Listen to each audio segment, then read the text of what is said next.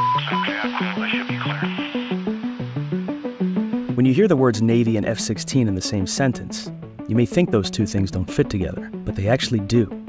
In the late 1980s, Top Gun instructors and fleet adversary pilots found themselves strapping into the cockpit of a brand new Navy jet that would never see the deck of an aircraft carrier.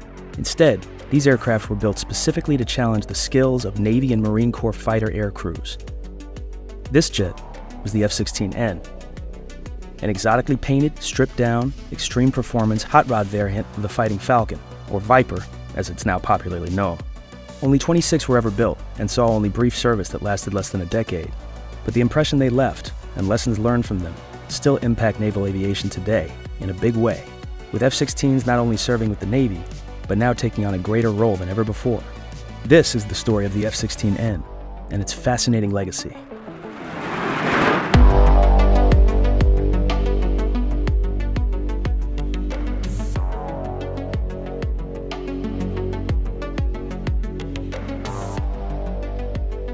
The F-16N was designed as an adversary fighter, meant to be used as an opposing force enemy during training. Leveraging enemy tactics, techniques, and procedures garnered from the latest intelligence and flown in highly tailored threat representative flight profiles based on that information, the Navy's Fighting Falcon was born to emulate the latest in enemy capabilities. The idea was that by giving fleet pilots and Top Gun students as realistic foes as possible to deal with in training, they would have a far better shot at winning when the stakes were truly life and death. By the early to mid-1980s, it was becoming apparent that adversarial air forces were equipping themselves with increasingly maneuverable and technologically capable aircraft, such as the Su-27 Flanker and MiG-29 Fulcrum.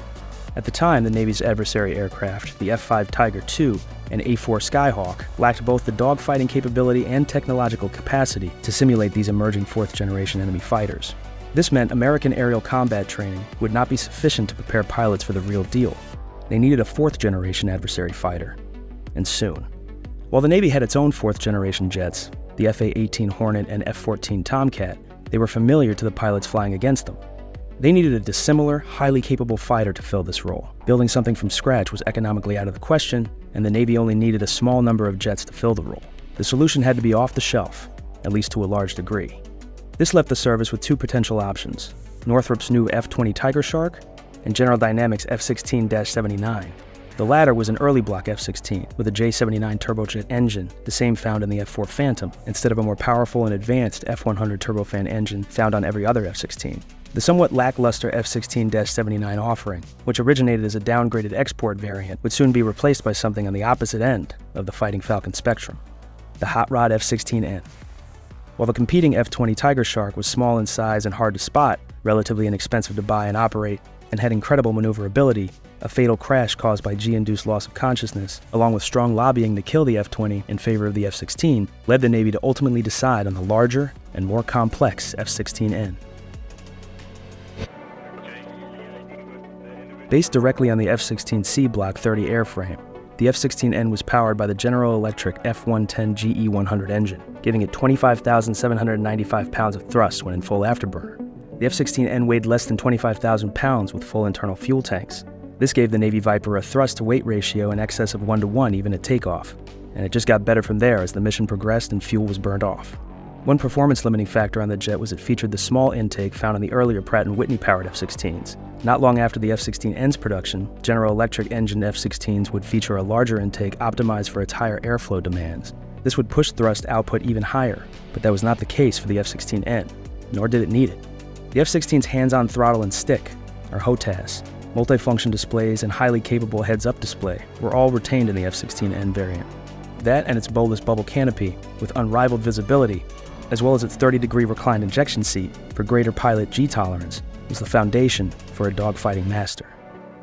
Also coming standard was an audio-video recording system for the radar display and HUD to help with after-action debriefs and to maximize learning potential of each air-to-air training sortie. Though capable of carrying fuel tanks, the single-seat F-16N was typically flown slick. Aside from an AIM-9M Sidewinder captive training round and an air combat maneuvering instrumentation pod on its wingtips for maximum performance, the two-seat F-16N, which carried 1,200 pounds less fuel internally, often sported a centerline fuel tank to make up for it. The radar system in the fighter was the APG-66 from the standard F-16A and B model. This lacked the more advanced track-wall scan capabilities of the newer APG-68 on the CD models, and it was lighter, adding to performance. It also would help keep overall costs down, and was still perfectly capable of mirroring the Soviet fighter capabilities of the time. To round things out, the F-16N sported the ALR-69 Radar Warning Receiver, or RWR. This was a highly capable RWR at the time, and it allowed for passive detection of other fighters' radars that the F-16N was facing off against. This greatly added to the adversarial pilot's situational awareness, and opened up a new set of tactical possibilities that resembled those used by potential foes. A chaff and flare dispenser was also fitted. The F-16N, being strictly a training aircraft, meant there was no need for actual weaponry. This meant it had no 20mm M61 Vulcan cannon, or its ammunition drum, which eliminated hundreds of pounds of weight. This required some ballast weight to be installed in the forward part of the fuselage in order to correct for the shifted center of gravity. The reduced weight, more powerful motor, and slick airframe configuration only increased the already impressive maneuverability of the F-16 platform. The F-16N experienced little reduction in acceleration as it approached Mach 1, and was able to achieve a maximum speed of just over Mach 2 in full afterburner, given the right conditions.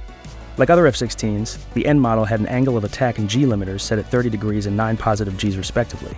This prevented the pilots from stressing the airframe to a point of damaging it, and this was especially critical for the stripped-down, juiced-up F-16N. Lastly, the lower wing attachment fittings on the jet were fortified, being manufactured out of titanium. As it was known, the F-16N would experience a greater number of high G maneuvers per flight hour than its Air Force counterparts. It turns out just how much more would end up being far greater than designers ever imagined. At altitude, the F-16N was capable of supercruise, which means reaching and sustaining supersonic speeds without using afterburner. This, paired with the aircraft's ability to smoothly go from transonic to supersonic with little to no drop in acceleration, could cause pilots to inadvertently break the sound barrier if special attention wasn't given. Bottom line, it was slick, fast, and incredibly dangerous for anyone facing off against it, especially in the hands of a highly skilled Navy or Marine Corps adversary pilot.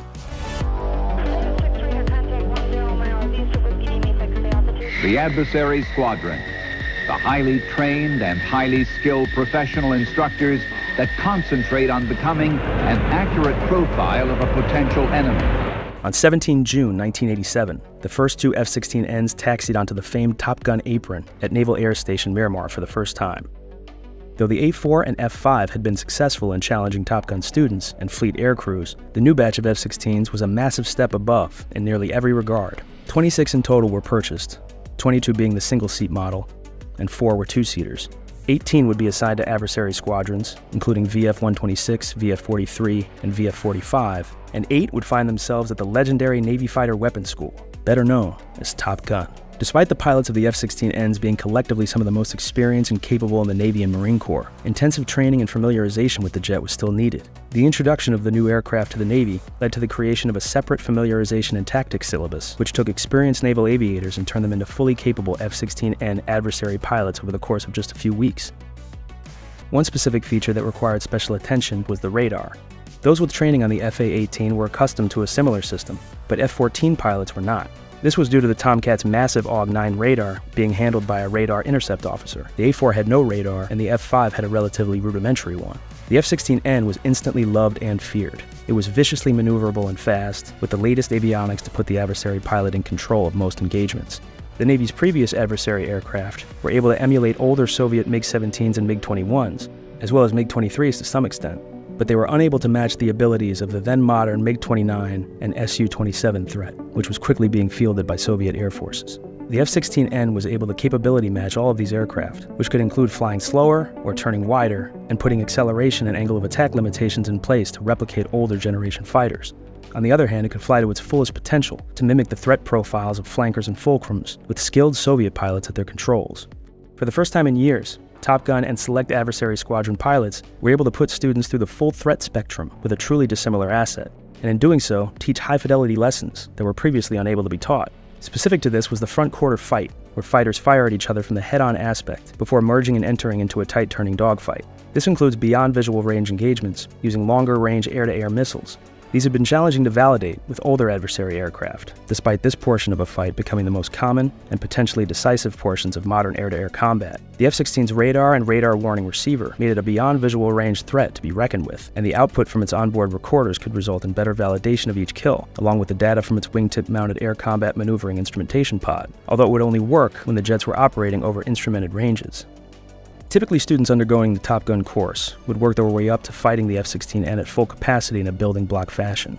Easier adversary profiles that simulated older generation threats would be presented in the beginning of the syllabus, and newer, later generation threats and more complex scenarios would be featured towards the end. Top Gun F-16Ns would typically operate in a section of 2 aircraft, either standalone or with an additional section of A4s to increase the scale and complexity of the training sortie. This was specifically due to the fact that any peer threat with 4th generation fighters were likely to work in pairs at a minimum. Fleet pilots flying F-14s and FA-18s quickly realized that their best bet at defeating the adversary F-16Ns was in the forward quarter and beyond visual range battle. The F-14, for example, given its 2-man crew, powerful AWG-9 radar, AIM-54 Phoenix long-range air-to-air missiles fire and forget capability, and both AIM-7 and all-aspect AIM-9 missiles excelled prior to the merge.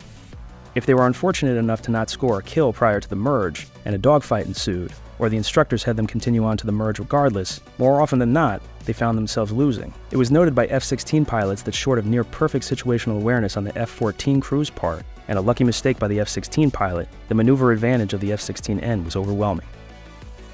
The Hornet was another story.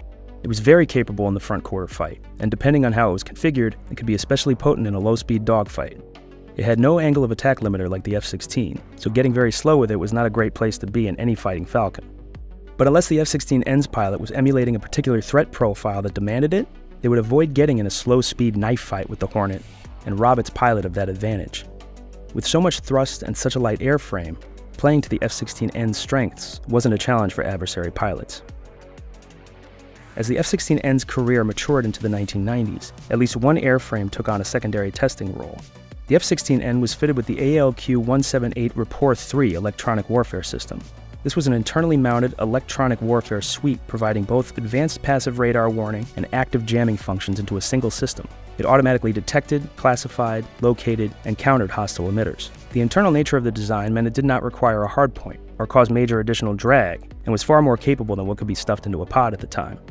Versions of the system would become popular among other F-16 operators, including Israel, although it was passed over by the United States. The F-16Ns continued their service into the mid-1990s, wearing an increasingly diverse set of exotic and striking camouflage schemes. But the end of the Cold War meant a huge reshuffling in priorities for the Pentagon, spurred by shrinking budgets and no superpower adversary to potentially confront in combat. As advantageous as the F-16N was, the frequency and intensity of its air-to-air training flights quickly caught up with its structural integrity. The Vipers were regularly flown to their absolute limits by pilots trained to do just that. Even older generation threat representations still could put considerable G-forces on the aircraft. In comparison, while most Air Force F-16s would fly air combat maneuvering sorties as a portion of their mandatory training, F-16 pilots had many other missions to master, especially more benign air-to-ground skills. Air Force Vipers also usually packed around fuel tanks and other stores that put major limits on their G-loading. The F-16N, on the other hand, was dogfighting incessantly. In other words, the Navy's F-16s had experienced more stress more rapidly than any other F-16 on Earth.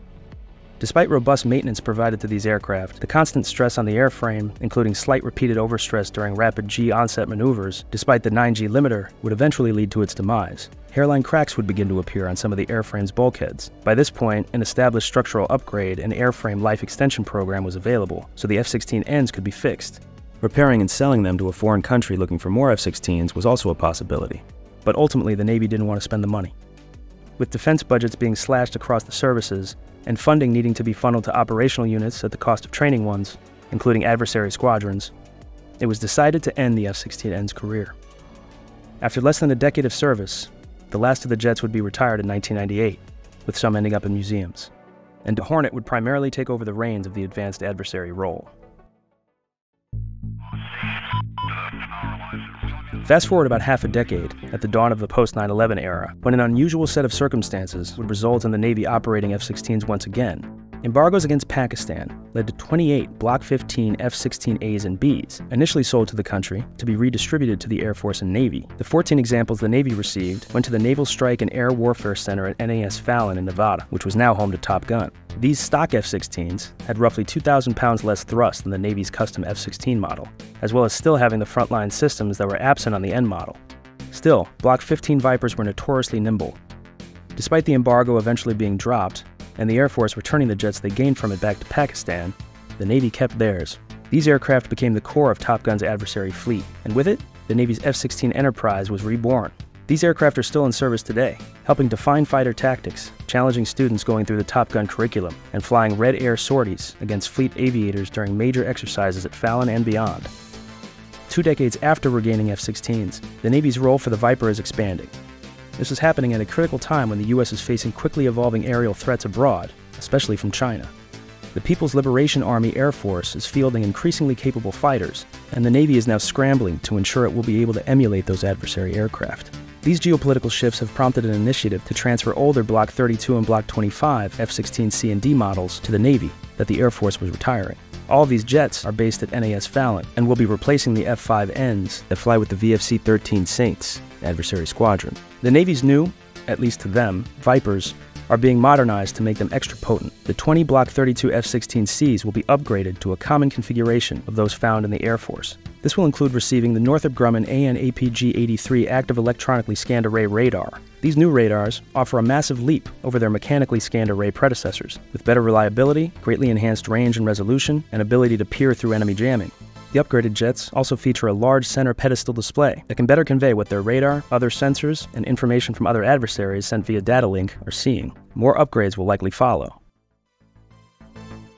Ultimately, the F-16N revolutionized the stagnating adversary fleet during the twilight of the Cold War.